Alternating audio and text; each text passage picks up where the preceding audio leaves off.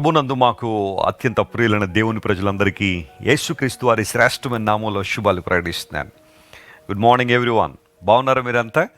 యెహోవా తమకు దేవుడు గాగల జనులు ధన్యులని బైబిల్ సెలవిస్తూ ఉంది. దేవుణ్ణి కలిగి ఉండడమే గొప్ప భాగ్యము మరియు ధన్యత.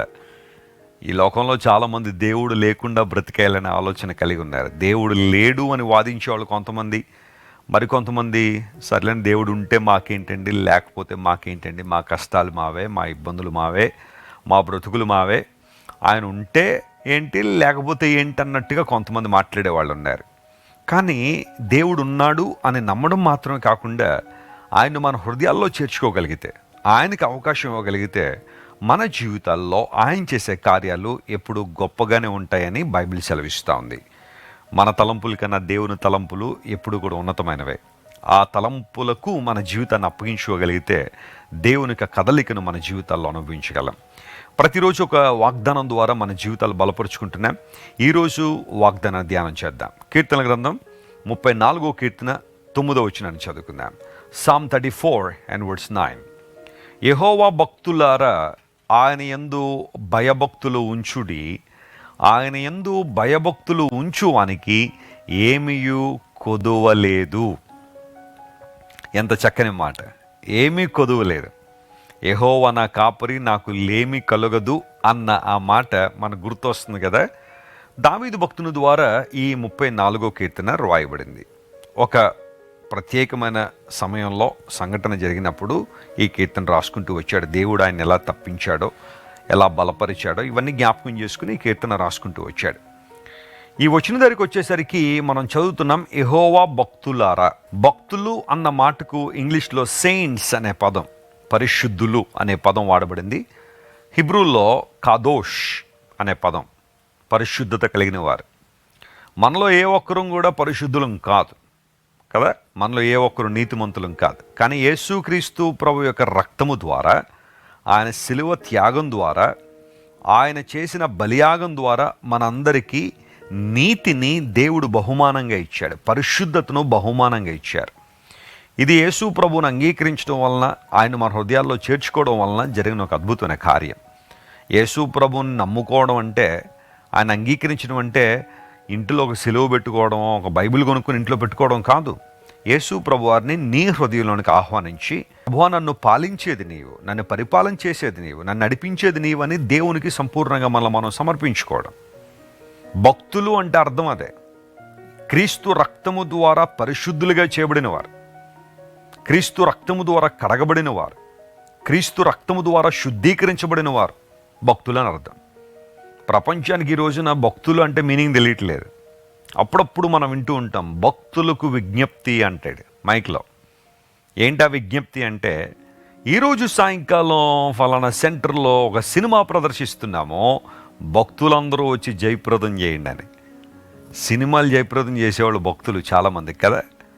త్రాగుబోతులు కొంతమందికి భక్తులుగా కనబడుతుంటారు, జోదగాళ్ళు వ్యభిచారులు భక్తులుగా కనబడుతుంటారు చాలామందికి. నో మై ఫ్రెండ్స్, యేసుక్రీస్తు ప్రభు రక్తము ద్వారా శుద్ధీకరించబడిన వారు, పాపక్షమాపణ పొందిన వారు భక్తులని బైబిల్ సెలవిస్తాను. ఇప్పుడు ఇలాంటి భక్తులు చేయాల్సిన పని ఏంటంటే, దేవుని యందు భయభక్తులు కలిగి ఉండాలి. భయభక్తులు అన్న మాటకు యారే అనే పదం వాడబడింది. ఇట్స్ ఎ రెవరెన్షియల్ ఫియర్, గౌరవప్రదమైన భయం. దేవుడంటే భయభక్తులు అంటే అర్థం ఏంటంటే, ఆయన ఏదో ఒక ఆయుధం తీసుకుని పొడిచేస్తాడనో, లేకపోతే తలకాయ తీసేస్తాడనో ఈ భయం కాదు. రెవరెన్షియల్ ఫియర్, గౌరవప్రదమైన భయం. ఎవరైనా ఒక పెద్ద వ్యక్తి, ఉన్నతమైన స్థానంలో ఉన్న వ్యక్తి ఎవరైనా, లేదా గొప్ప అధికారంలో ఉన్న వ్యక్తి ఎవరైనా మన ఇంటికి వస్తే గౌరవప్రదంగా ఎలా వారిని సంస్కరిస్తాం పరిశీలన చేయండి. దేవుని యందు కూడా అలాంటి గౌరవప్రదమైన భయభక్తులు మనం కలిగి ఉన్నప్పుడు, చెడుతనాన్ని అసహించుకున్నప్పుడు, దేవుని చిత్తానుసారంగా మనం బ్రతికినప్పుడు, ఇప్పుడు మనం పొందుకునే మేలేంటో ఒక రాయబడింది, ఆయన యందు భయభక్తులు ఉంచువానికి ఏమీ కొదువలేదు. కొరత లేని, కొదువ లేని జీవితంలోనికి దేవుడు మనల్ని నడిపించువాడై ఉన్నాడు. ఏమీ కొదువలేదు అన్న మాటకు హిబ్రూలో మ్యాక్సోర్ అనే పదం ఉపయోగించబడింది. దాని అర్థం ఏంటంటే డెఫిషియన్సీ. ఏమీ కొదువ లేదంటే డెఫిషియన్సీ ఉండదు అని. చూడండి, కొన్నిసార్లు డాక్టర్ దగ్గరికి వెళ్తే వాళ్ళు అంటారు, అమ్మా నీకు రక్తహీనత ఉందమ్మా, లేదా విటమిన్ల లోపం ఉంది అని చెప్పి డి విటమిన్ లేదు నీ బాడీలో సరిగ్గా, B12 సరిగ్గా లేదు, ఆ విటమిన్ లేదు, ఈ విటమిన్ లేదని చెప్పి వైటమిన్ సప్లిమెంట్స్ ఇస్తూ ఉంటారు చాలామంది. ఇప్పుడు దేవుని వాక్యం సెలవిస్తూ ఉంది, ఆయన యందు భయభక్తులు గల వారికి ఏ విధమైన డెఫిషియన్సీ ఉండదు, ఇన్సఫిషియన్సీ ఉండదు. ఎంత గొప్ప దేవుడు ఆయన! నీకు సమృద్ధినిచ్చే దేవుడు, సమృద్ధి కలిగిన పరిస్థితుల్లోకి నడిపించగలిగిన దేవుడు. ఒకవేళ ఈరోజు నీ స్థితి కొద్దిగా ఉందని బాధపడుతున్నావా? వెస్లీ గారు, కుటుంబం గడవడానికే చాలా ఇబ్బందులు ఎదుర్కొంటున్నాము, చాలా కష్టపడుతున్నాం, దేవుని ఆశీర్వాదం మేము చూడగలమా? సమృద్ధిలోనికి దేవుడు మనల్ని నడిపిస్తాడంటే ఖచ్చితంగా దేవుడు నడిపించగలడు. ఆయనకు ఆ సామర్థ్యం ఉంది. అనేక మంది లేవనెత్తిన దేవుడు. నా మట్టుకు నేను చెప్పగలను, 2004లో యంగ్ హోలీ టీం ప్రారంభించినప్పుడు అనేక గ్రామాల్లో సువార్తలకు వెళ్తున్నప్పుడు ఎన్నో ఇబ్బందులు ఉండేవి, ఎన్నో కొరతలు ఉండేవి. కానీ దేవుడు అంచెలంచెలుగా, ఇదంతా ఒక రాత్రిలో ఒక రోజులో జరిగిన అభివృద్ధి కాదు. ఆ రోజు నుండి దేవుడు తన సేవలో వాడుకుంటూ అంచెలంచెలుగా అభివృద్ధి చేస్తూ ఒక్కొక్క పాఠాన్ని దేవుడు నేర్పిస్తూ విశ్వాసంతో ఆయన మీద ఎలా ఆధారపడాలో ప్రభు నేర్పించి ఈ రోజున ప్రపంచవ్యాప్తంగా ఈ పరిచర్యను దేవుడు విస్తరింపజేశారు. దేవుని బిడ్డలారా, ధైర్యంగా ఉండండి. ఆయన యందు భయభక్తులు కలిగి ఉండడానికి మీరు ఎల్లప్పుడూ కూడా సిద్ధంగా ఉండండి. దేవుని ప్రేమించండి, దేవుని వాక్యాన్ని ప్రేమించండి, వాక్య సంబంధం ఉద్యమంలో కొనసాగండి. మంత్రాలకు మాయలకు పడిపోకండి అనవసరంగా. ఈరోజున చాలామంది మోసగాళ్ళు బయలుదేరారు. దేవుని ప్రేమ నుండి దూరం చేసేవాళ్ళు, దేవుని వాక్యం నుండి మిమ్మల్ని పక్కకు లాక్కెళ్ళిపోయేవారు. కేవలం లోక సంబంధమైన విషయాలకు, లోక సంబంధమైన అనుభవాలకు మాత్రమే చోటిచ్చి పరిశుద్ధాత్మను దుఃఖపరిచేవారు చాలామంది రోజుల్లో ఉన్నారు. అలాంటి వారి విషయంలో జాగ్రత్తగా ఉండండి. వాక్యాన్ని ప్రేమించండి, వాక్యాన్ని హత్తుకోండి. యేసుక్రీస్తు ప్రభు వారిని హృదయపూర్వకంగా సేవించండి. ఆయన ఎందుకు భయభక్తులు కలిగి ఉండే వారికి ఏ విధమైన కొరత ఉండదని బైబిల్ సెలవిచ్చింది. ఈ వాగ్దాన్ని రోజంతా క్లెయిమ్ చేసుకుని ప్రభువును స్తుతించండి. మీ జీవితాల్లో గొప్ప కార్యాలు జరుగునుగాక. ఆమేన్. ప్రేమగల తండ్రి, ఎంతవరకు మీరు మాతో మాట్లాడిన ప్రతి మాటను బట్టి నీకు స్తోత్రాలు. నిజంగా మేము నీ భక్తులమైతే నీ యందు భయభక్తులు కలిగి ఉంటామనే విషయాన్ని మాకు తెలియజేశారు. నీ యందు భయభక్తులు గల వారికి ఏమీ కొదువలేదు అని. ప్రభువా, మా జీవితాల్లో సమృద్ధినిచ్చే దేవుడు, సమృద్ధి కలిగిన ప్రాంతాల్లో మమ్మల్ని నివసింపజేయగలిగిన దేవుడు కనుక నీకు వందనాలు. ఈరోజు మా ప్రియులు ఎంతమంది అయితే కొరతలతో ఉన్నారో, కొదువులతో ఉన్నారో వారిని జ్ఞాపకం చేసుకోండి. సమృద్ధి గల చోట్లకు వారిని నడిపించండి, అభివృద్ధి చేయండి. ఘనత మహిమ నీకే చెల్లిస్తూ యేసు నామం పేరిట అడిగి వేడుకుంటున్నాం తండ్రి. Amen, amen. God bless you dear friends. Have a wonderful day. Christ worship centre ఓ బలమైన సంఘ ఉజ్జీవం. కొన్ని సంవత్సరాల క్రితం కేవలం 2తో ప్రారంభించబడిన పరిచర్య నేడు ప్రపంచవ్యాప్తంగా లక్షలాది మందిని ప్రభావితం చేయుచున్నది.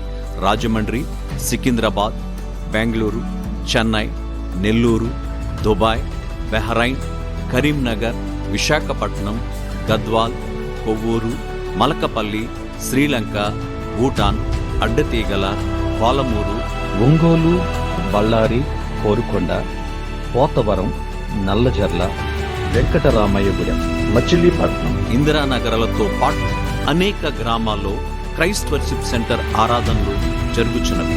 వాక్య సంబంధమైన ఉజ్జీవంలో, పరిశుద్ధాత్మ సంరక్షణలో కొనసాగాలనుకునే ప్రతి ఒక్కరికి మా ప్రేమపూర్వక ఆహ్వానాన్ని అందిస్తున్నాము. రండి, ఆత్మతో సత్యముతో ప్రభువైన యేసుక్రీస్తును ఆరాధిద్దాం. మీరు ఇంతవరకు విన్న దైవ సందేశం మరియు దేవుని సేవకులు చేసిన ప్రార్థన మీకు ఆశీర్వాదకరముగా ఉన్నదని విశ్వసించుచున్నాము. ఈ సందేశాన్ని మీ స్నేహితులకు, బంధువులకు షేర్ చేయండి. మీకు ఏదైనా ప్రార్థన అవసరత ఉన్నచో మా ఫోన్ నంబర్లకు కాల్ చేయండి. దేవుడు మిమ్మల్ని ప్రేరేపిస్తే విశ్వాసంతో సాగుచున్న ఈ పరిచర్యను ప్రోత్సహించండి. మరిన్ని వర్తమానాలు, పాటలు వినుటకు జాన్ వెస్లీ మినిస్ట్రీస్ అను మా యూట్యూబ్ ఛానల్ను సబ్స్క్రైబ్ చేసుకొనండి. ప్రభువైన యేసుక్రీస్తు కృప మీకు తోడైండును గాక.